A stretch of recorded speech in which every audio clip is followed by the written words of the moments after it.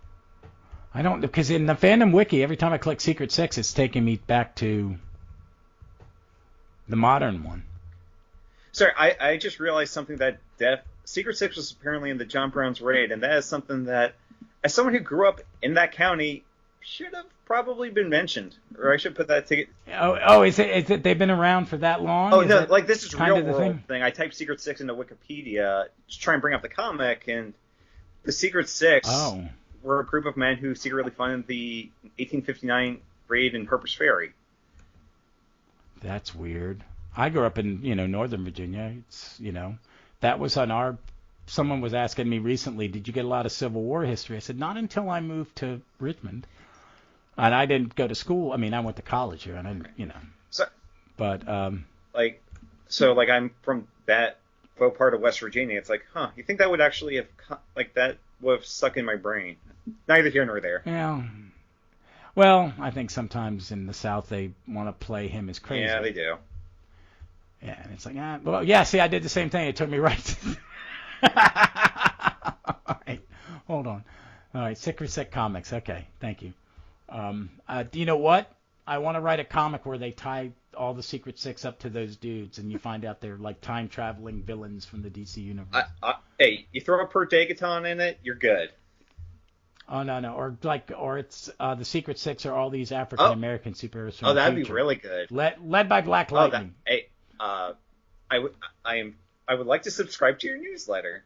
It'd be like, I like those weird kind of things. So the original Secret Six first appeared in the Silver Age of Comics in a 7-issue series, Secret Six, May 1968 to May 1969. Usually the premiere issue story began on the cover. The strike team of covert operatives consisted of Auguste Durant, Lily the New, Carlo Dorenzi, Mike Tempest, Crimson Dawn, and King Savage. And it was created by Nelson E. Birdwell and Frank Springer. And it ceased publication with the identity of Mockingbird being revealed. The first 2 issues are reprinted in Brave and the Bold 117. Oh, then I have read some, because I said I had. And then they brought him back in Action Comics in the 1980s with Martin Pasco and Dan Spiegel. And it ran from 601 to, it was in 601, and then it ran from 619 to 630. And it was, Frank Springer came back to read it. And it was the same, and the lineup was Mitch Hoberman, LaDonna Jamil, Tony Mantegna, Luke McKendrick, Vic Summers, and Dr. Maria Verdugo. And Dorenzi ends up succeeding Durant because basically the Mockingbird was the leader. And it was the same gag in both. And then in Villians United. And hold on, I'm going to pull up a membership list. There's some great artists who worked on this book. I'm just overall, Nelson E. Birdwell, love him. Frank Springer. Dan Spiegel, he did a lot of stuff in indie comics in the 90s. Beautiful. Gail Simone, Dale Eagles, Brad Walker, and Nicola Scott. I'm a big fan of Nicola Scott. She did some Doctor Who stuff, and she's done this stuff. Love her work. And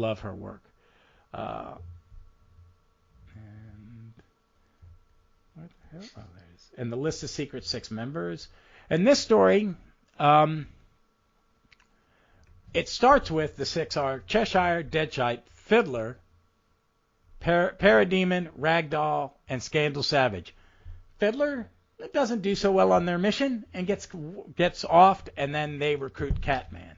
But basically, Lex and his legion of secret society supervillains, led by him, Dr. Psycho, Black Adam, Talia, and the Calculator. Deathstroke is on the front cover, and he's always at the conference table. Yeah, Deathstroke, and they are going to take over the world and capture all the Justice League and so-and-sos and brainwipe them and make them their slaves.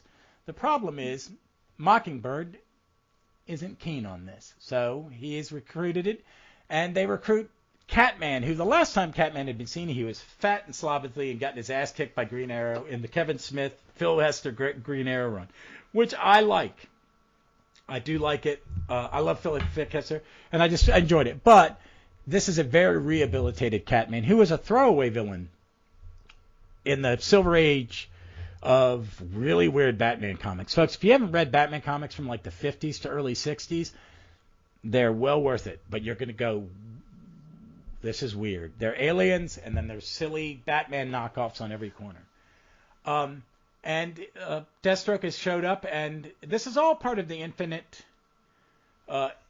Crisis plotline. And this book it's a bait and switch. You think this is about the Secret Society, and this book has nothing to do with the Secret Society, about how they piss off these 6 supervillains. So a lot happens in these issues, but we're going to kind of go one by one, folks, and tell you what I think. I'm going to start on this one. I forgot how much I love Dale Eaglesham's art. It just shines top to bottom. Everyone's got great expressions. Everyone looks unique. It's not a one face and go on. So yeah, it's fairly deep. And I've seen Gail Simone get beat up online sometimes and others, but I've never read a comic book of hers that I did not think was stellar. No, if she's on it, I'll read it. Yeah, and this is what made me really love this series, as being a fan of the Ostrander Suicide Squad. This is the stepchild to that, or the baby to that book, because it's just that good. The characters are all fully fleshed. Ragdoll 3 and Parademon are a cute little couple. They're, and I love Ragdoll. And I had been reading. Have I said time and time again online that Starman is the greatest individual single hero book ever written, in my opinion, because it has a beginning, middle, end. It has an arc. Every story is wonderfully told, and the characters are fully fleshed out. They are fully actualized human beings, and so are these 6 villains. I like Cheshire. You really feel for her. Vandal Savage's daughter, she's incredible. And even Deadshot, he's Deadshot. I always love Deadshot. So, and Catman, who I would have thought nothing of, is the moral compass of this book. Yeah, for Catman, it's Gail Simone just taking the character and just making him her own. It's erasing everything that happened before. We're gonna mention it once. Yep. And we're going to move on. But their missions are great. And, hold on a second. I'm looking at that on the app. Oh, good God, no. But the first issue is basically them on a mission, losing someone, and then recruiting Catman after he's been told no. He said no to Dr. Psycho and Talia al Ghul. Yeah. And they're the ones that try to recruit him. Okay. Just Dr. Psycho in this, I couldn't not read him in the Tony Hale Harley Quinn voice, and it just fit perfectly for this. Oh, okay. Because I love the cover to number 1, because one, it shows you the villains, and it's these 6 villains. What it's weird is it's 6 here, and then Mockingbird, who we'll find out in the last issue. There are 6, it's 6 and 6.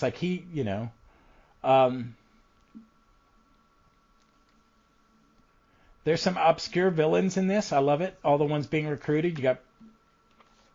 Let's see. Phobia, Gentleman Ghost, Cicada, Fatality, Shrapnel, maybe?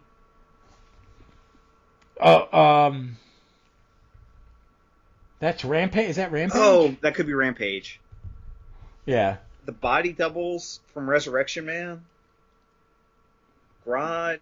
Oh, is that the 2 girls? I'm pretty sure that's supposed to be the body doubles from Resurrection Man. Okay. I didn't read all of that. I only read something that tied into 1 million. It's something I always thought I'd go back and read. That really holds up.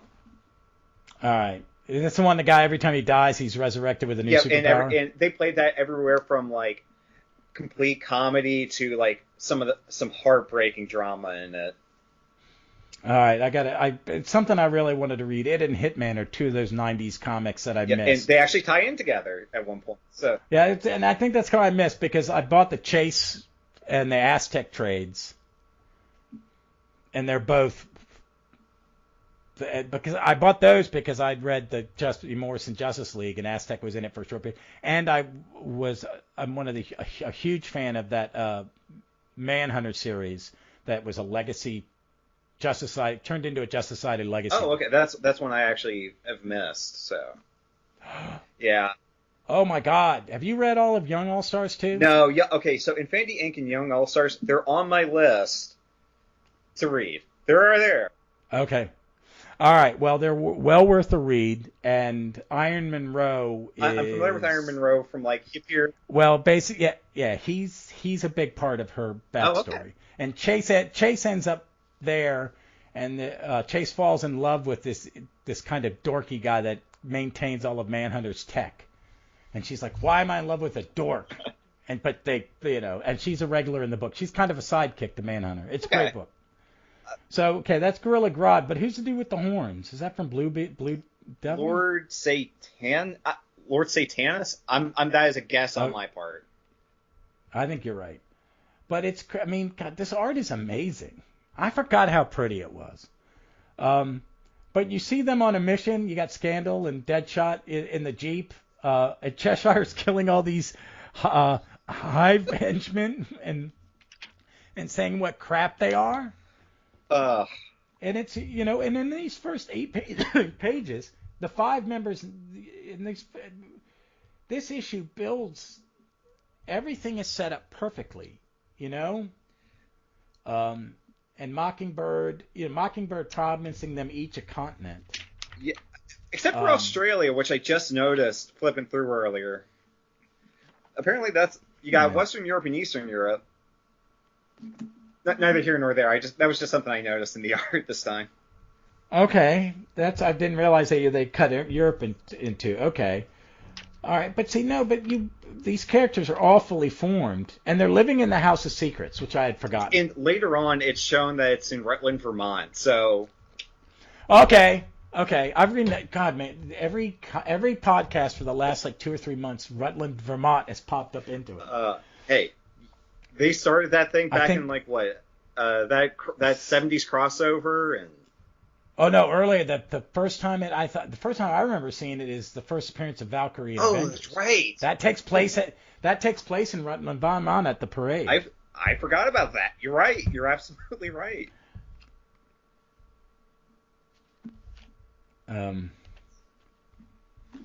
But I love it's in the House of Secrets. I love that in issue 2. The opening part of the story is Catman and Deadshot bonding over Denver omelets. Just from these first 3-4 pages, Gail Simone has their dynamic right there from the get-go, and that is one of the main through lines through her entire run, and it is perfect. Because they could be competitive characters. It's like, why do you need these two alpha males? But they're really, on the inside, the alpha male is Scandal. She's the leader. These guys are guys that I'm tired of doing what I'm doing, and I want something different. Which is what Deadshot did. I mean, it's like what I like is they don't make Deadshot a cartoon bad guy again. All the stuff that happened to him in Suicide Squad has happened. He's just, one reason he's not with the bad guys. I'm not one of them. Yeah. No. I have my own motivation, and I'm not working for those guys because that's not what I do. Like, I don't have time for this. I don't have time for this. I just pay me, and I'm in and I'm out. Done. Yeah. And basically they go on a mission to, where is this place? Oh, and it's a trap. Oh, yep. It's set up, and because we learn quickly that that someone has planted a camera in the plane. And Calculator says it wasn't him. So who was it? Well, yes. That's the mystery. And see, you don't really know. And I got to think we'll get to the reveal, but when I read it the first time, I didn't guess. And when I saw it, I went, you're an idiot. You've read comic books long enough. You should have known who the hell it was. Yeah. But it's got a great double-page spread of just all. It's Cheetah, the Shadow. Shadow Thief, Knockout, Rampage. What is the Nazi guy? Master? Is it Just Captain Nazi? I think he may be Captain Nazi. He's a Fawcett character, so it's got to be Captain Nazi. Polaris. There's some I don't know. The Wizard. I have no idea who's below Shadow Thief. Like, he's got blades and something. Random 90s villain. Yeah. Cannon fodder. But it's gorgeous. It's gorgeous. It's an arranged storm, and they're looking up at these guys. And the first word out of Scandal, their leader's mouth is run. I said run, and then Catman goes, she's right.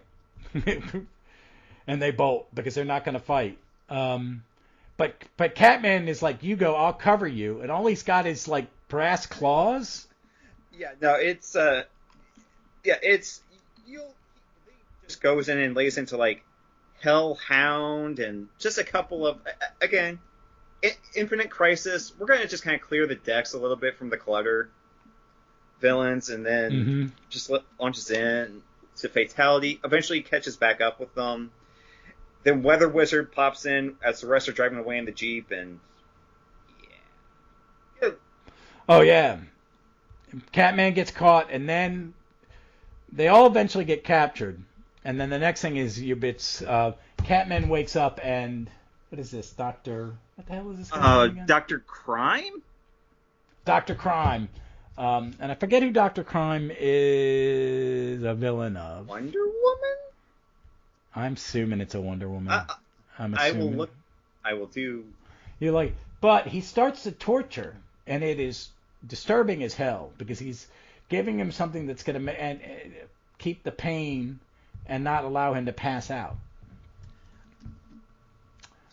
And then issue 3 is basically torture all the way through. And it is disturbing from top to bottom.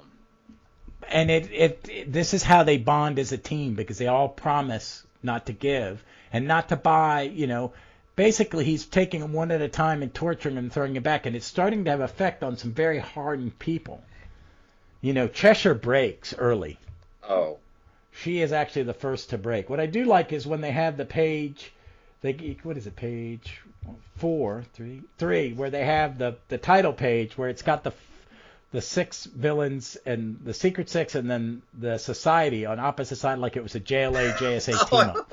I didn't even think about that, but you're 100%. It's what it is, man. But it's villains, and they even torch the Parademon, but the Parademon's loving it. Thank you, Granny. Can I have more?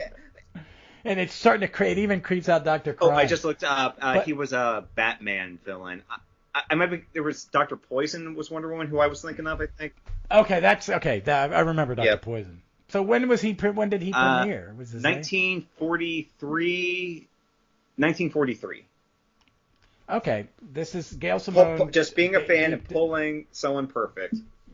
Love it. But it's basically this whole issue, and then you see some of the villains that are hanging out: Weather Wizard, Count of Vertigo. I don't know who the dude with the white hair is. Rampage and Killer Frost. Oh, that's actually Knockout. She was she was an Apocalypse villain, I think. Oh, okay. I think she took Barda's place. Yeah, and no, that'd be Lashina. Yeah, Lashina. Just one thing that'll come up later is, even though she's from Apocalypse, she's disturbed by the screaming. So yeah, they all are starting to get disturbed except for Killer Frost, but she's just batshit crazy. Oh god. Oh. Yeah. Killer Frost. Just love her whenever she shows up. I do too. I'm old enough that I read. My brother handed me Firestorm 1 and said, "Read this. This is Jerry Conway and Al Milgrom. You're gonna like this." And I went, "Well, okay." And I did. And when it came back in Flash as the backup, and Perez was drawing it, after the implosion, it was a backup in Flash, and George Perez. Oh wow. Okay. Yeah. Bronze Age Flash and Firestorm are kind of some minor. I've read a little Firestorm as it's crossed in and out with Blue Devil and whatnot. So. It's fun. It's a book that worked sometimes and didn't work others. It is. But he was great. I remember when he joined the Justice League, and it was cool because they hadn't had a young member. Yeah, that one thing with Bronze Age Justice League that I just as it's like they had like the steadiest lineup of all time back in the day. Oh yeah, the satellite era. That's why it's so loved, is because it was there forever. Yep. It was at least a generation and a half Justice League. But in the jail cell, you have Captain Nazi bringing people in and out. The society's fighting over what's going on because why haven't they given in yet? Hey, and again, just your buying. So you brought up the Starman. I was wondering, is this the same Ragdoll who was like brought up? No, this is his grandson. Oh, okay, that makes much more sense. He didn't have his father was the son of the original Ragdoll. He was not born with the quadruple jointed thing, and he had all the surgeries to make him like his right. Because have you read? Oh yeah, I have the I'm sorry. No, because didn't they kill? It was their dad that they allowed to die. Right. Because they didn't really kill him; they allowed him to die. Right. I thought there was another Ragdoll that appeared in the present day, and I wasn't sure if those. And that was, I think they say that his is brother or something. That's his big brother. It's kind of like parallel to Starman. That the original one, then is the brother, and then the second. Okay. Okay. That was one thing I always wondered. I didn't remember it until I reread it. That yeah. He's not the son of. He's the second son of. But you see Black Adam. It's even here. Black Adam is not. He doesn't consider himself a villain. Hey, he's the ruler of Kahndaq, and he just wants what's best for his country. Yeah, and he wants to kill Dr. Psycho, as does everybody. Because Dr. Psycho is just the creepiest of the creepy in this. Oh yeah. And then this is where we get Ragdoll's backstory. Oh yeah, I'm looking at which is good because he's not as well known as the other villains. No, and in kind of going back to your Suicide Squad, if they had killed him off, it's like this is like the third Ragdoll. We can make another Ragdoll. Yeah, but this Ragdoll sticks around. I think Ragdoll becomes the most popular character in some way. Yep. Oh, absolutely, because he's one of the mainstays, and it's interesting. Like the Ragdoll that as kind of shown throughout this main series is really different from how he's shown. Well, like once the ongoing really gets going, because here he's a little more I'm an artiste, whereas he quickly just becomes 10 pounds of crazy in a 5-pound bag. Yeah, but I think that's because he loses Parademon at some point. Yep. Yes, he does, and I think that's probably just kind of a little break in it. But like Simone like does a very good job in a much later arc of like reconciling. Like, here's how this guy and this guy are the same person. Just okay. What might be one of my favorite moments in all of Secret Six, but we can talk about that later. Okay, but I like how and then Dr. Crime decides to just torture Scandal for a second, and then just let it get quiet, and they all think she's turned on him, and then Catman's like she'd never turn on him, Cheshire, and Deadshot's gonna do it, and then the best part is he talks to him, and that's his turn to be tortured, and he pisses off Dr. Crime, and it makes him short out the collar, and he gets loose. And then he just beats. Does he kill him? Does he beat Dr. Crime to death? That's how I took it. Beating to death with a medical tray. That's a way to go. Yeah, and I like how Captain Nazi comes at Catman and he just sticks like all the pain medication that makes you feel pain in his eyeballs. That is such a painful panel to look at. It's like, yeah, it's Captain Nazi. That's still as painful to look at. And they're all getting out of there, and they go in and they beat up and or kill, maim all the villains, and then I forgot this obscure character that comes Fatality? in. What is it? Fatality. She's a fire. Was she a Firestorm? She was a Firestorm. I thought she was a Green Lantern villain. I did, yeah. Maybe she was. I don't know. I'm guessing on that. So it's her, the Weasel, and Firefly. Yep. Then they come in. They take care of her pretty quick, and then it's just okay. We're going to send a message. Eeny, meeny, miny, mo. Yeah. And we're up to... These covers are great, too. J.G. Jones is does the covers for all 6 issues. Okay, because they're gorgeous. And the next thing you see is the new Jack of the telling a prison warden in the Western version of Beau Revere that you're going to let me out. I have someone picking me up soon. And just basically it's 2 pages. And I like how it's all done through the bars. Oh, that I did. Oh my. That Frank. I've read this comic. I pay attention to the art. Mm-hmm. Yeah, but it's all the panels are framed by the bars. I love it. And how the secret society has like a hand signal. Where he just forms an S, and then the next thing you see is the United, the Secret Six. The Secret Six are on another mission in the rain, and they're all just and they're gonna wearing some nice like stealth gear. I kept thinking about the Young Justice cartoon where everybody has a regular costume and a stealth costume. And I honestly kind of like that. There's a point later on, it might be in like Birds of Prey, where they also have like a winter version of all of their costumes. Okay. And then and they go in there and they're freeing the energy source to the big device plan. It's a hive facility, and they find what's powering the weapon, and they set it free. And then the new Black Adam and the new Royal Flush Gang show up where Queen Bee is, and when they go into the room, Firestorm is back together. Because it was basically Ronnie and Professor Stein being held in status. And as the Secret Six are leaving, there's hold on, I'm going to blow this up. I'm going to read this bit of Firestorm document.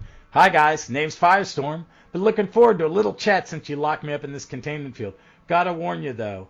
I'm a terrible grouch. I'm terrible grouchy when I first wake up. And then there's an explosion, and Cheshire goes, fireworks! And then it cuts to Then it cuts to Cheshire and Catman in bed, and he's recounting how the two of the Brotherhood of Evil, whatever their name is. Doom Patrol villains. Doom and Justice. At this point, Teen Titan villains. Yeah, Warp and Monsieur Masala and Mind Warp. And then he's recounting how they killed his pride, and they're just having some pillow talk, and she ends it with, I want you to have a baby. Oh, that last panel of that issue, just the way Eaglesham draws her, it's just, it's creepy. Yeah. Just the reason she wants to have the baby is because I think Mockingbird threatened her kid with Roy Harper in the first issue, so it's like, well, I just want another one then. Yeah, so if he gets pissed and kills her, I'm gonna have a substitute.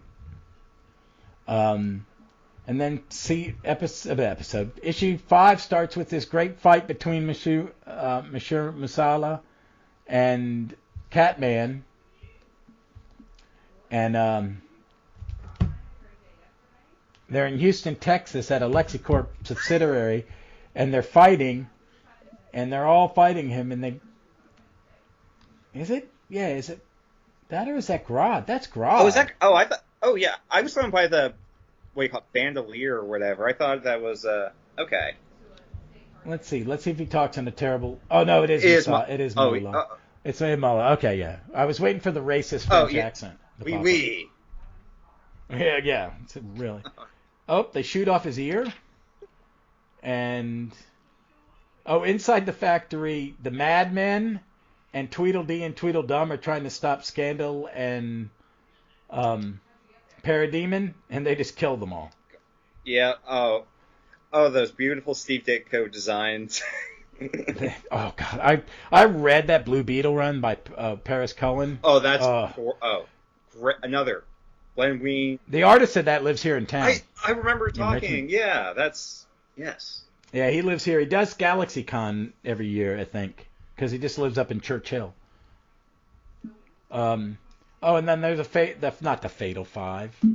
Fearsome Five. The Fearsome Five are talking to Luther and Vandal Savage. And then they're just kind of getting like instincts of like, the Secret Six are being more of a pain than we thought they would be.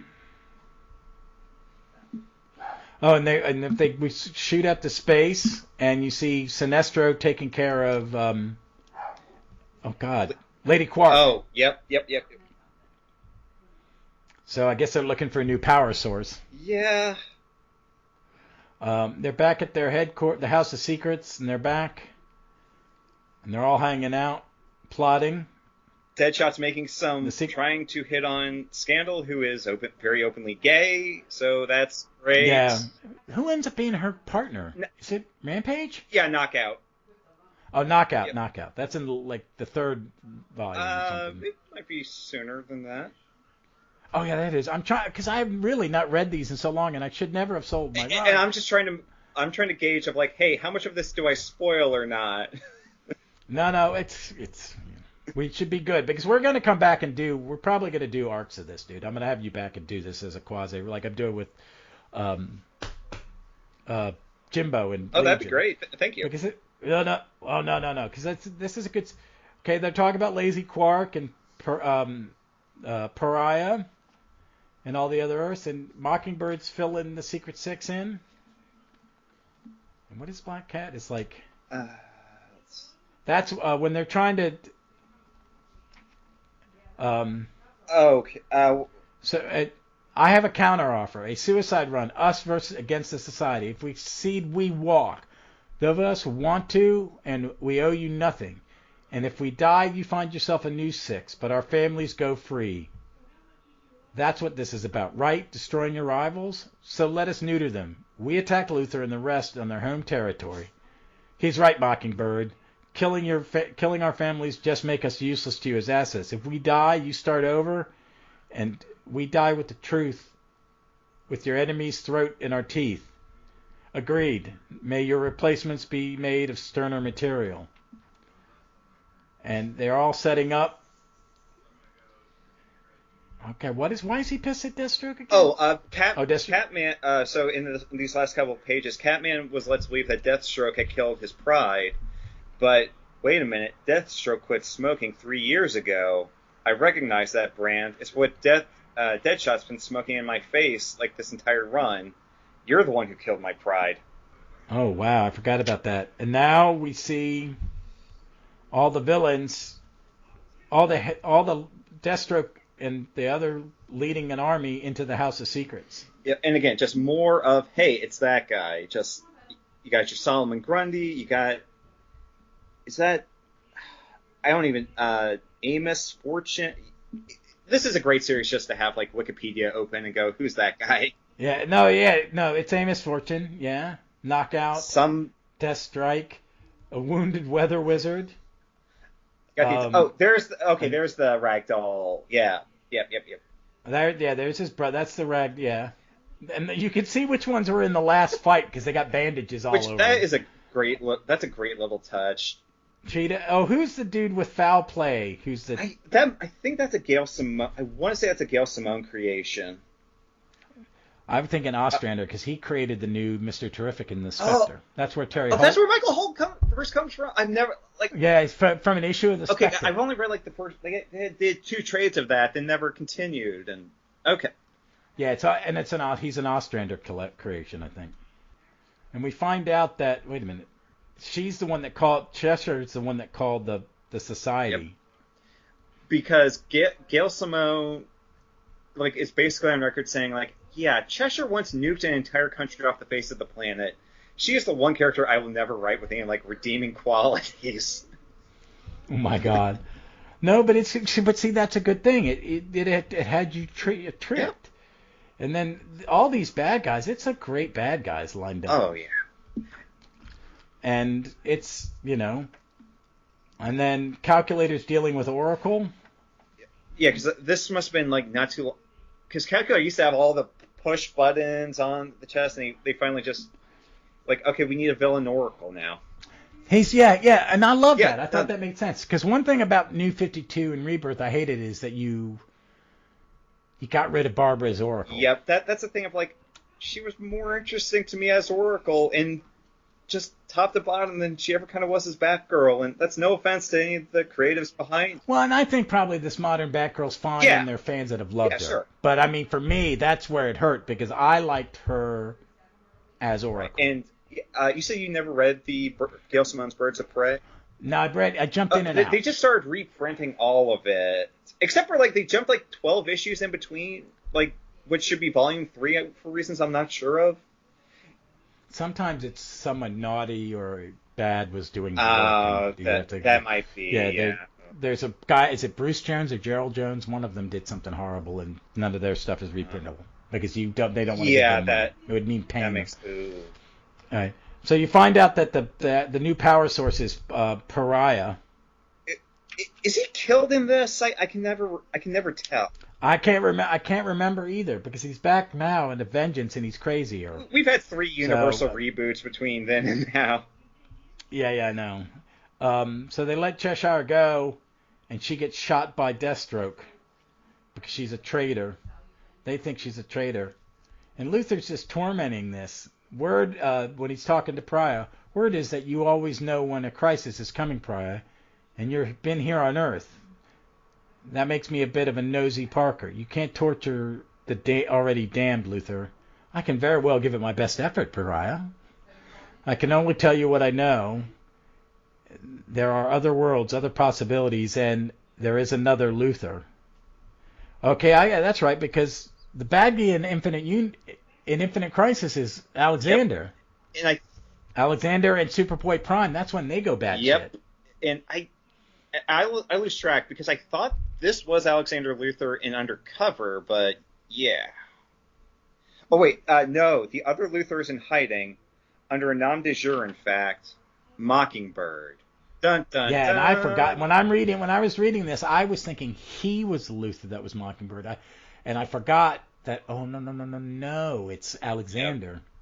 So this is a great fight scene. They just kind of go through. Is that the ventriloquist? Why would you send the ventriloquist into battle? You're just like he wasn't paying his dues. Yeah. It's like you have the Atomic Skull, who is a character I just have a super soft spot for, and he's just gunned down. I think he's dead. Oh, I did like him. I always liked that name and that design. Luthor putting on his armor.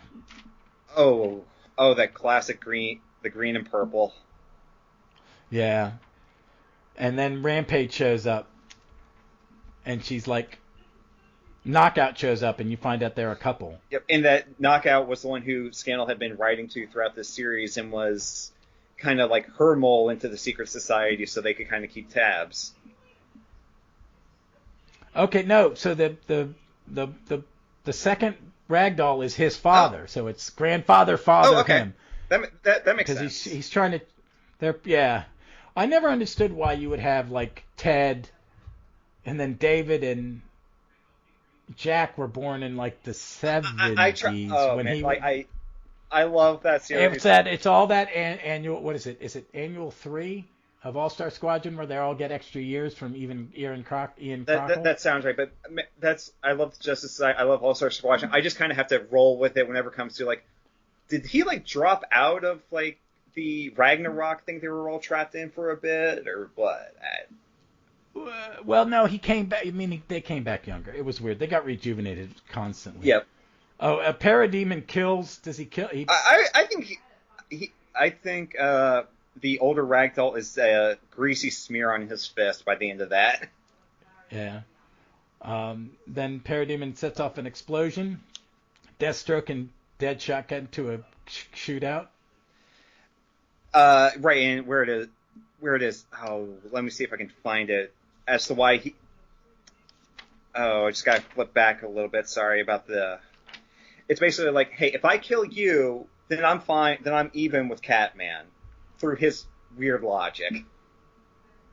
Is essentially what he says at some point. So and in the end and Luthor is the blade down, Vandal Savage. This is the dealing with Napoleon's, but it ends up that Luthor is telling him there are no things in your family.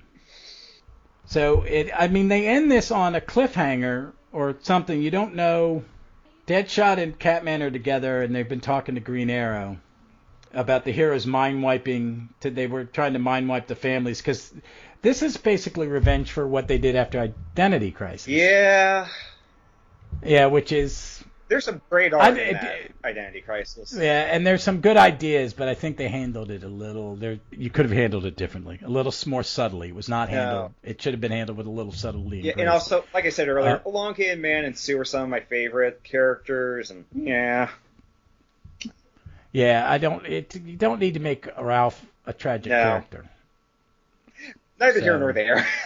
But yeah, this is definitely in response to Identity Crisis, which, like, I think throughout the whole thing they were talking about, like they had Dr. Light show up throughout here and there, of like, hey, we need to keep you alive, basically as a mascot, in our justification to the other villains for them to join us to take out the heroes. And it's like, you really want to keep this guy, as your big marketing symbol? Really? Yeah. But hey, look, we got great art. The story is fantastic, and we're just left open for more adventures with the Secret Six. Yeah. But I mean, overall, I love this first mini, and it made me. I mean, I loved it enough that when the series came out, I bought it and read it, and I got behind. What's sad is that when they got to Volume 2, I got behind, and I was still getting it. But it just, I just got behind, and I loved it, and I've always wanted to go back and reread it. Did you? Okay, so you didn't even get to the Cats in the Cradle arc. I don't think so. No, I mean, I really need to catch up. Okay, so just a little bit of incentive to keep reading is Catman and Cheshire did have a baby, but someone wanted revenge on Cheshire, and that baby got kidnapped, and Catman was going after the kidnappers. And it has one of the best simultaneous Ragdoll and Deadshot moments in there mixed in. Wow. I like the... Does Ragdoll make it through every version? He makes it through every version. I think, well, unless we count the new 52 run, which is kind of a separate thing almost. It's even though it's still Gail Simone, and Dale Eaglesham comes back as the regular artist. But yeah, no, through the original, through the end of Secret Six number 36. Because again, this was like the one in college where even when money was tight, I made sure to always get. This was one of the 2 or 3 I would always make sure I could get. That's cool. I was like that with certain titles too. It was always anything Justice Society, anything Avengers, stuff like that. So I'm enjoying reading that. I'm going to ask you back on, and we're going to do probably the first arc of the next thing, or the next mini, because it was a mini then a regular, wasn't it? Okay, yep. So it went from Villains United, and for completionist's sake, there was a Villains United special. It doesn't have anything to do with the Secret Six, in case that wasn't recorded earlier. So it went from this to a Secret Six miniseries, which had the Brad Walker art. Then there was an arc of Birds of Prey, number 104 to 108, and that has just been collected. So that's...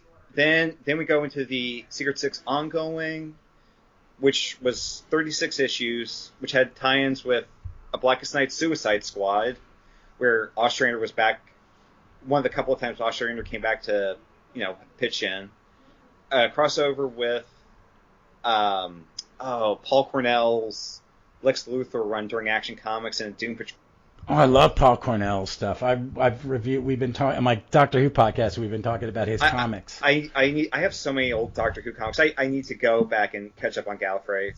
He did a third Doctor one for Titan that's out in trade about 2 years ago, and it's the return of Salamander from Enemy of the World, the Patrick Troughton story. Okay. Yeah, it's really good. And he also no, that wasn't him. That was Andrew Cartmel did one too. Titan's been doing some good stuff. Some's good, some's great, some's passable.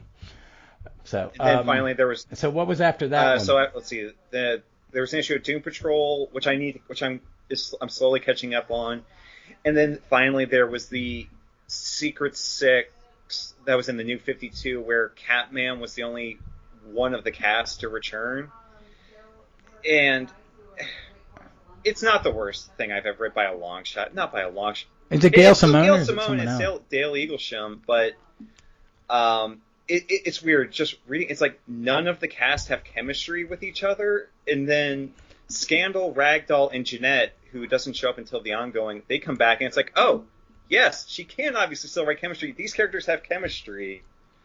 Why doesn't it click with any of the new characters you have? Well, it maybe say you can't use you couldn't use yours, so here are some you can use, and it was like, so. But no, that was a fun read. I really like it. I like these.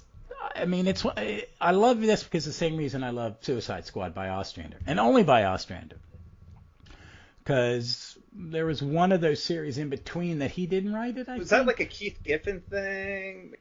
Yeah, the Giffen one, and I like Keith Giffen. Yep. When Keith Giffen's on, I like him, but there's some things that he's done that I haven't clicked, and I think Ostrander's the only one because they're morally ambiguous with Ostrander. I think Ostrander's a bit, his politics are different than mine, but his take on villains are, you know what I mean? I mean, I think he understands that it's not, I don't like a blah-ha-ha villain. Right. Villains have to be layered because everybody's a hero in their own story, even the bad guy. So and that's a hard line to do because Paul Cornell's Luthor is great. There was that Brian Azzarello Luthor, couldn't care. And I think every time I talk about Paul Cornell doing comics, I bring up his run on Action, where the lead character is Luthor, the hero, protagonist. And his protagonist, but it's a really good book. So, Kirby, thanks for coming on, man. That was a lot of fun. Where can people find you? I find you on the interwebs. You follow us and a lot of the same people on Twitter. So you can find me kind of on Here's Kirby, where, I'm mostly trying to keep positive on, comics that I'm reading and my various paintings that I do, as my hobby. And just a lot of Simpson quote retweets because I'm a man of a certain age and, I know what I'm about. Yeah, no, I get you. We were talking the other day, me and a buddy, going, how long has Simpsons been on? And it's like 33 seasons. Yeah. And you can tell where the generations, like I get the first 4 years or 5 years. After that, it's like my nephews and nieces stuff. And then season 8 is my hard cut off, is kind of like, that's my Simpsons. And there's good stuff afterwards here and there, but you have to do a little more digging. Yeah. But folks, you can find us at JSA4E. That is JSA, the number 4, the letter E. You can also catch me at my Doctor Who podcast, Gallifrey's Most Wanted at Gallifrey's MW Pod.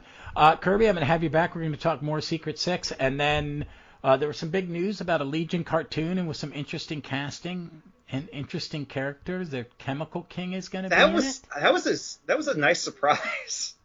I know that there's somebody on the internet who's happy. It's their guy, and I like that. I'm all for it.